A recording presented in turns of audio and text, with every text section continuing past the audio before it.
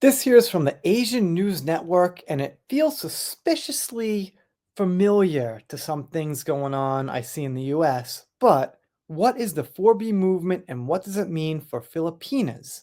The Philippines, while considered by some scholars a matriarchal country and a leader in regional and global gender party, still suffers from strains of misogyny historically imported by colonial powers and presently maintained by the realities of the globalized economy, of course. Those colonial power bad guys, they're always there, always causing trouble.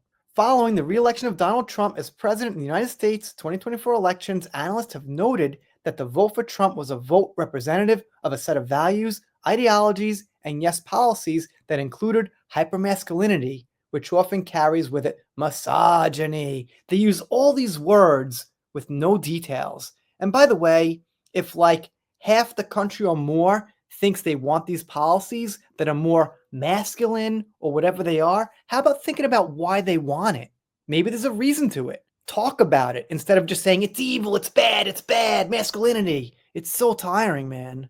It was essentially a pushback against a cultural and politically progressive era that defined the late 2000s and 2010s, fourth wave feminism, Me Too, and the movement to protect Roe vs. Wade decision. You know that thing they keep talking about, that one issue. I'd say mostly 210s, yes, and early 220s. 2000s, I think, was a bit ahead of the woke era, which you're probably talking about. It doesn't help that over the years, far-right pundits and influencers were silently mobilizing young men in the US to support ideologies proclaiming to protect traditional values that were largely misogynistic, bigoted, and anti-progressive, and to make America great again. This is a very, very partisan piece of article here.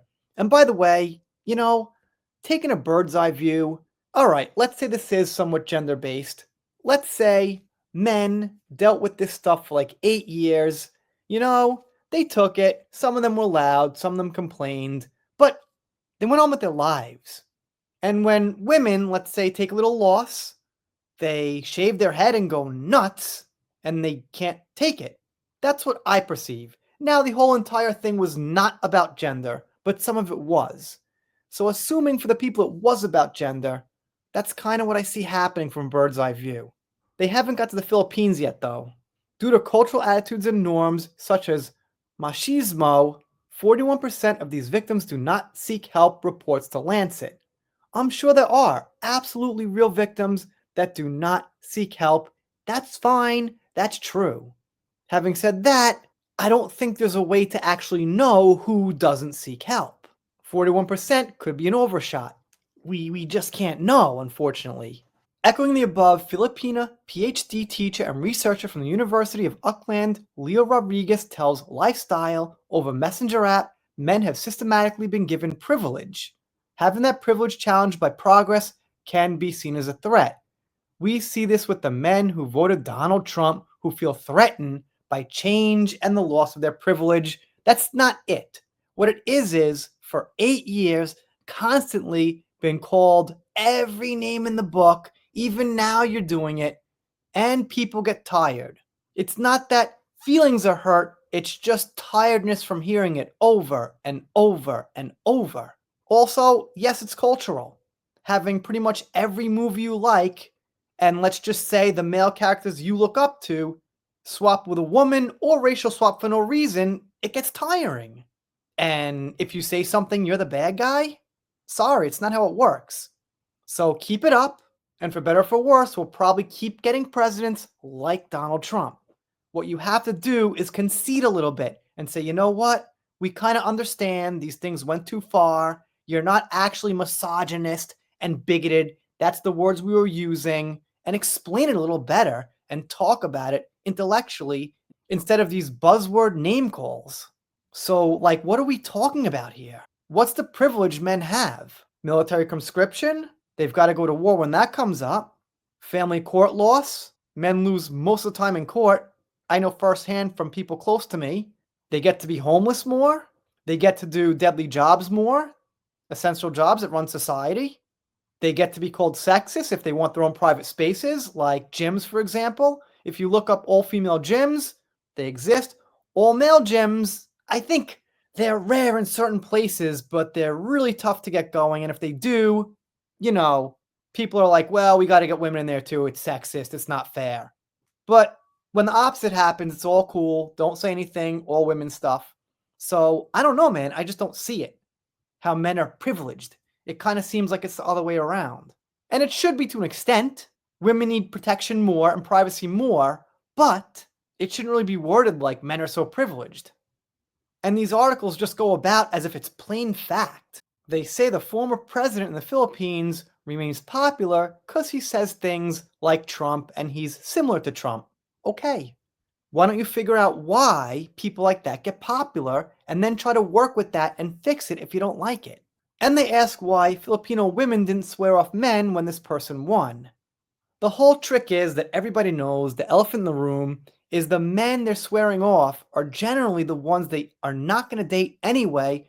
The men they actually want, the high value men, are going to look at them like they're crazy. They wouldn't have really dated them anyway, but now they've got like no chance. So they're just really taking themselves out of society, and not too many people are going to care. Like on a human level, on a faceless level, I think it's a bad thing. But on a personal level, no, sorry. They do say, however, that the 4B movement might not take off in the Philippines. It's going to be a phase, a fad. It's going to go away. It's here for a little while. We shall see. It just doesn't seem possible. No matter what's going on in life, whatever your gender grievance is, you just got to move on and keep the species going. If it's all about me, and let's just go extinct because I can't get what I want, well, that's not so good. Not respectable. And they always have this line. If you're a man reading this, think of your mother, sister, grandmother, and aunt. Sure, okay. My mother didn't work a day in her life. She hated it, and she got supported by the men she married. That's my mother. I love her. She was a great person, but not a worker. I don't have a sister, and my grandmothers are the same as my mother. That's who she learned from. Some worked part-time jobs, but nothing meaningful. Basically, they lived off my grandfathers, and they all pretty much had happy lives. Sure, normal marriage stress, whatever. In the end, pretty happy. And my aunt, well, she was, you know, a little silly. Lots of partying, but didn't really work. Her husband, for a time, was a construction worker. She lived with him. Okay, there are my women in my life. They were all mostly traditional, didn't really complain much about issues, and that's it. And they actually were slightly abusive to the men. Not really physically, but kind of sometimes. 1 in 4 Filipino women have experienced gender based violence and have been silenced against speaking about it. One of the most popular political leaders in the Philippines is openly misogynist, representing cultural attitudes that enable behavior like this. It's always like the worst possible thing in society they point out. Perhaps, brother, now would be a good time to listen to the life stories of women in your life. If you already do, kudos, man. What we can do now is start conversations with our homies, especially if they're willing to listen to a brother. Okay, well, I think the thing is there's been a pendulum swing here, which has obviously gone right for the time being. And it's like it feels like we talked about these issues for like 8 years now, and the only thing we haven't talked about seriously about solutions and intelligently and critical without saying misogyny, bigot, sexist is men's issues. So we're kind of ready to talk about it. And if we don't, then we'll probably just keep voting for people that want to talk about and support it more. Yes, it's kind of a cultural and ideological thing. Divorce laws stand out. It seems like if a guy gets married, gets a divorce, he loses a lot from it and he can't really move on. So it's like real tough deal. And for women, well, they just pretty much get the half or the 40% or whatever, and they just move on with their lives. So that's one thing I think's got to be fixed, like foremost. They need a real sliding scale thing where if she makes a certain amount or whatever, then they just break and that's it. With kids involved, different, but I'm saying, before kids. Anyway, got a little ranty there. Let me know what you think in the comments. Overall, looks like this person is for the 4B and thinks men are acting bad, but doesn't think it'll come to the Philippines. I don't think it'll go anywhere, not widespread, but let's see what happens for the next couple of weeks or whatever. Kind of odd, though, that this Asian news network is leaning heavily left. Usually, the Asian stuff's pretty based. I don't know. Anyway, if you're not subscribed here, consider it. If you don't, I'll be sad, but I'll get over it. See you next time.